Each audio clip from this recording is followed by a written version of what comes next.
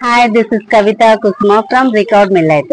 ఈ రోజు మనము పిల్లలకి స్నాక్ ఐటమ్ అంటే మిల్లెట్స్ తో తయారు చేసిన స్నాక్ ఐటమ్ ఇవ్వాలనే ఉద్దేశంతో ఇక్కడ గోపాల్పూర్ లో ఉన్న ఎస్ఎన్ఎస్ ప్లే స్కూల్ కు మనం వచ్చాము. ఇప్పుడున్న పిల్లల్లో చాలా మంది కూడా జంక్ ఫుడ్ తినడము, పిజ్జాలు, బర్గర్లు అవన్నీ తింటున్నారు కదా. అలా అవాయిడ్ చేయాలనే ఉద్దేశంతో ఒక సంకల్ప బలంతో మనము అన్ని స్కూల్స్ డ్రైవ్ చేస్తున్నాము. అందులో భాగంగా ఈ రోజు మనము గోపాల్పూర్ లో ఉన్న ఒక స్కూల్ కి వచ్చాము. పిల్లలందరికీ కూడా కొర్రలతో తయారు చేసిన బిస్కెట్స్ కానీ, తోటకూర గింజలతో చేసిన లడ్డు, ఇవన్నీ కూడా మనము లంచ్ బాక్స్ లో కానీ, స్నాక్ బాక్స్ లో కానీ పిల్లలందరికీ తల్లిదండ్రులు ఎలా పెడుతున్నారంటే చిప్స్ కానీ, కార, పోపన్నం అలా పెడుతున్నారు. అలా కాకుండా ఇప్పుడు మనం ఇవి ఇంట్రడ్యూస్ చేస్తున్నాం అన్నట్టు. ఇవి కూడా 5-10 రూపాయల లోపలనే ఉంటాయని చెప్పేసి మనం ఈ స్కూల్ కి వచ్చాము.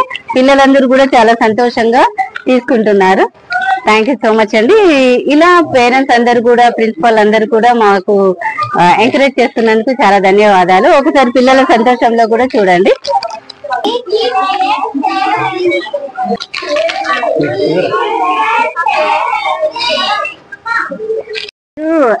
ఎస్ఎన్ఎస్ ప్లే స్కూల్ పిల్లలు 9th క్లాస్ పిల్లలు వచ్చారు మనకి.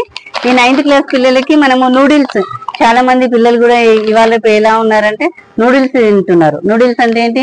మైదాతో తయారు చేసినవి చాలా ఇష్టం. ఈవినింగ్ కాగానే ఏం చేస్తాం మనం? నూడిల్స్ అని, పాస్తా అని తింటుండ్రు. అదే విధంగా ఇప్పుడు మనకు మిల్లెట్స్ తోటి కూడా వచ్చినాయి. మిల్లెట్స్ తోటి మునిగాకు తోటి మీకు ఐడియా ఉంది కదా, మునిగాకుతో తయారు చేసిన నూడిల్స్. అదే విధంగా కినోవా నూడిల్స్ ఉంటాయి, కొర్రలు ఉంటాయి, సామలు ఉంటాయి, ఊదలు ఉంటాయి, అన్ని రకాల మిల్లెట్స్ తో తయారు చేసిన నూడిల్స్ ఉంటాయి. పాస్తా కూడా ఉంటుంది. ఈ రోజు మనము వీళ్ళకి ఒకసారి టేస్ట్ చూపిస్తాం. ఏంటిదంటే ఇది తోటకూర గింజలతో తయారు చేసిన లడ్డు. టేస్ట్ చూడండి, తినాలి.